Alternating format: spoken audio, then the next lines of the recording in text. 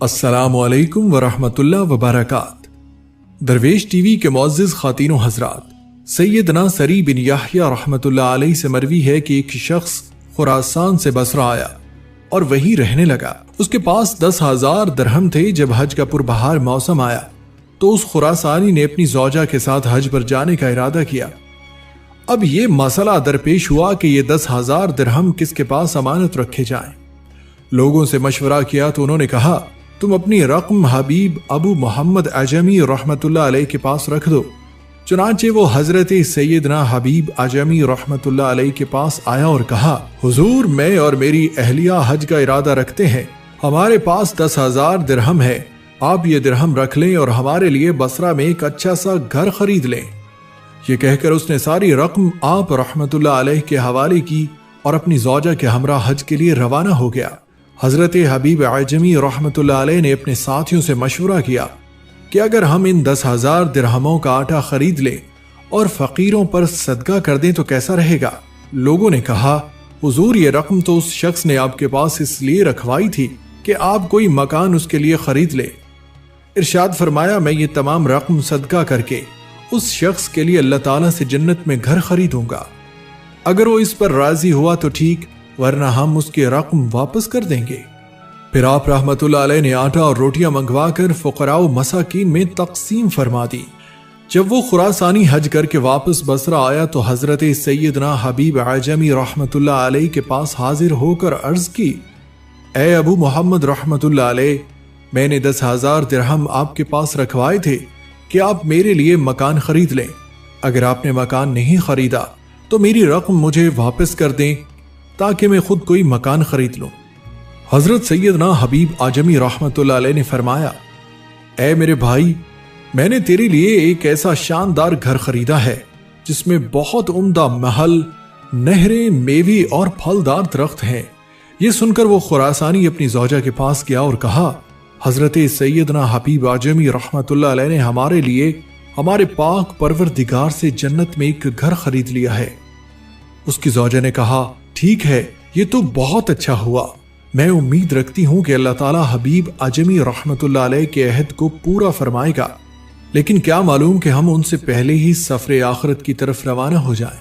تم ایسا کرو، حبیب اعجمی رحمت اللہ علیہ سے ایک رقعہ لکھوا لو کہ وہ ہمیں جنت میں ایک گھر دلوانے کے ضامن ہے۔ چنانچہ وہ آپ رحمت اللہ علیہ کے پاس آئے اور کہا، اے ابو محمد رحمت اللہ علیہ، آپ نے جو گھر ہمارے لیے خریدا ہے وہ ہمیں قبول ہے، آپ ہمارے لیے رقعہ لکھ دیں کہ آپ جنت میں گھر دلوانے کے ضامن ہیں۔ فرمایا، ٹھیک ہے، میں رقعہ لکھ دیتا ہوں۔ پھر آپ رحمت اللہ علیہ نے اس طرح رقعہ لکھا، بسم اللہ الرحمن الرحیم۔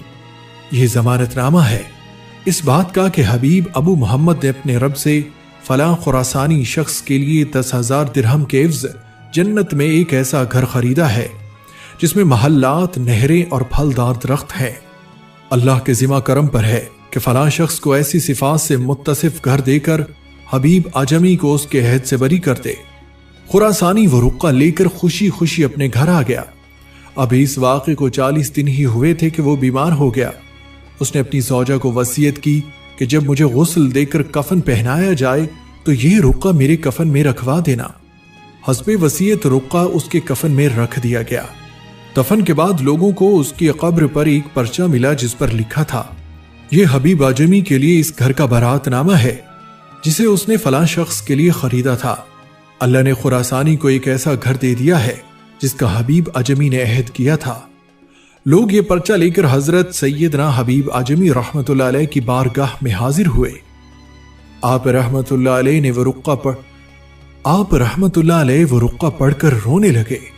پھر اپنے ساتھیوں کے پاس آئے اور فرمایا، یہ میرے رب کی طرف سے میرے لیے برات نامہ ہے۔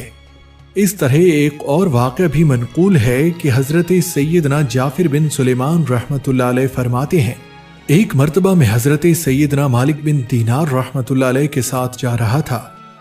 ایک جگہ ایک عظیم الشان محل کی تعمیر جاری تھی۔ ایک حسین و جمیل نوجوان مزدوروں، معماروں کو تعمیر سے متعلق حکم دے رہا تھا۔ حضرت سیدنا مالک بن دینار رحمت اللہ علیہ نے مجھ سے فرمایا، اے جعفر، دیکھو تو صحیح یہ نوجوان اس محل کی تعمیر میں کتنی دلچسپی لے رہا ہے۔ میں اپنے پاک پروردگار سے دعا کروں گا کہ وہ اسے دنیاوی محبت سے چھٹکارا عطا فرمائے۔ مجھے امید ہے کہ میرا مولا اس نوجوان کو جنتی نوجوانوں کی صف میں شامل فرمائے گا۔ آؤ ہم اسے نیکی کی دعوت دیتے ہیں۔ ہم نوجوان کے پاس آئے اور سلام کیا۔ اس نے بیٹھے بیٹھے ہی سلام کا جواب دیا۔ وہ نہیں جانتا تھا کہ اس کے سامنے ایک ولی کامل کھڑا ہے۔ جب لوگوں نے بتایا کہ یہ حضرت سیدنا مالک بن دینار رحمت اللہ علیہ ہیں تو وہ فوراً کھڑا ہوا اور بڑے مؤدبانہ انداز میں عرض گزار ہوا، حضور آپ رحمت اللہ علیہ کو مجھ سے کوئی کام ہے؟ فرمایا، اے نوجوان، تیرا اس محل کی تعمیر پر کتنی رقم خرچ کرنے کا ارادہ ہے؟ کہا 1,00,000 درہم۔ فرمایا، کیا ایسا نہیں ہو سکتا کہ تم 1,00,000 درہم مجھے دے دو، میں یہ تمام رقم اس کے حقداروں، یتیموں اور مساکین میں تقسیم کر دوں اور اس کے بدلے ایک ایسے محل کا ضامن بن جاؤں جس میں بہترین خدمت گزار سرخ یاقوت کے قبے اور عمدہ قمقمے ہوں گے، وہاں کی مٹی زعفران کی اور فرش مشق کا ہوگا۔ وہ محل تیرے اس محل سے بہت زیادہ وسیع و عالی ہوگا، اس کے در و دیوار میلے نہ ہوں گے، اسے معماروں اور مزدوروں نے نہیں بنایا بلکہ اللہ تعالیٰ نے حکم سے بنایا اور وہ محل بن گیا۔ بتاؤ تمہیں یہ سودا منظور ہے؟ نوجوان نے کہا، آپ رحمت اللہ علیہ ایک رات کی مہلت دے دیں، کل صبح میں آپ کو بتاؤں گا کہ میں نے کیا فیصلہ کیا۔ حضرت سیدنا جعفر بن سلیمان رحمت اللہ علیہ فرماتے ہیں کہ وہ رات حضرت سیدنا مالک بن دینار رحمت اللہ علیہ نے بڑی بے چینی کے عالم میں گزاری۔ آپ رحمت اللہ علیہ ساری رات اسی نوجوان کے بارے میں سوچتے رہے۔ تہجد کے وقت آپ رحمت اللہ علیہ نے بارگاہ خداوندی میں اس نوجوان کے لیے خوب دعا کی۔ فجر کی نماز کے بعد ہم دوبارہ اس کے پاس گئے۔ وہ ہمارا منتظر تھا۔ جیسے ہی اس کی نظر حضرت سیدنا مالک بن دینار رحمت اللہ علیہ پر پڑی، وہ انتہائی خوشی کے عالم میں آپ رحمت اللہ علیہ کی طرف لپکا اور بڑی گرم جوشی سے ملاقات کی۔ آپ رحمت اللہ علیہ نے فرمایا، اے نوجوان، تو نے کیا فیصلہ کیا؟ اس نے 1,00,000 درہم آپ رحمت اللہ علیہ کی خدمت میں پیش کرتے ہوئے کہا، مجھے جنتی محل کا سودا منظور ہے، آپ مجھے ضمانت نامہ لکھ دیجئے۔ آپ رحمت اللہ علیہ نے قلم دوات منگوا کر ایک کاغذ پر یہ الفاظ لکھے، بسم اللہ الرحمن الرحیم۔ یہ ضمانت نامہ اس بات کا ہے کہ مالک بن دینار نے فلاں بن فلاں سے یہ اقرار کیا کہ بے شک میں اس بات کا ضامن ہوں کہ اللہ تجھے اس محل کے بدلے ایک ایسا محل عطا فرمائے گا جو اس سے بدرجہ بہتر ہوگا اور اس کی یہ صفات ہوں گی۔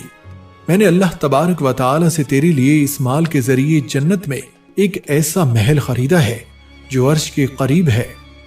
پھر آپ رحمت اللہ علیہ نے وہ کاغذ نوجوان کو دیا اور پھر شام سے پہلے تمام مال فقراء و مساکین میں تقسیم فرما دیا۔ اس واقعے کے 40 دن بعد آپ کو مسجد کی محراب میں ایک پرچہ ملا۔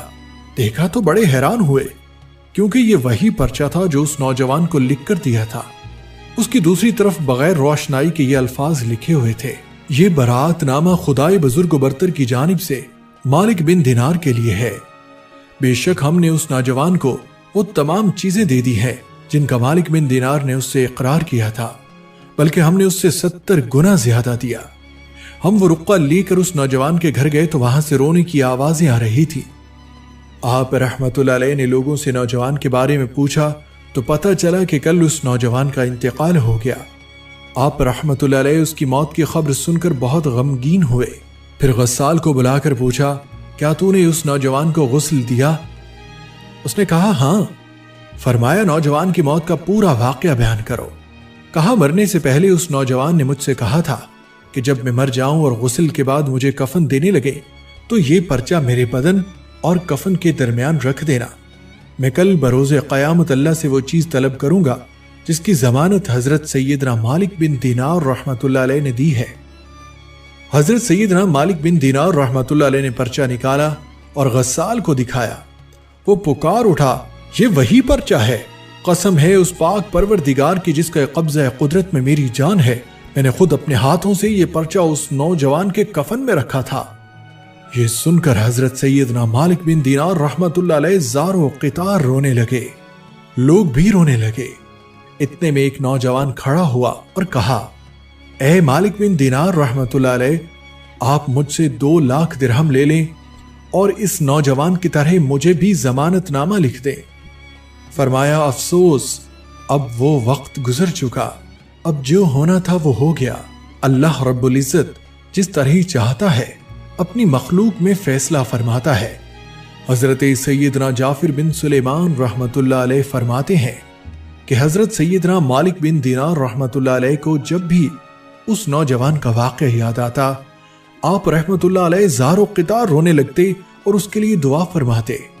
دعا ہے کہ اللہ تعالی ہمیں بھی جنت کا شوق عطا فرمائے، آمین ثم آمین۔ السلام علیکم ورحمۃ اللہ وبرکاتہ۔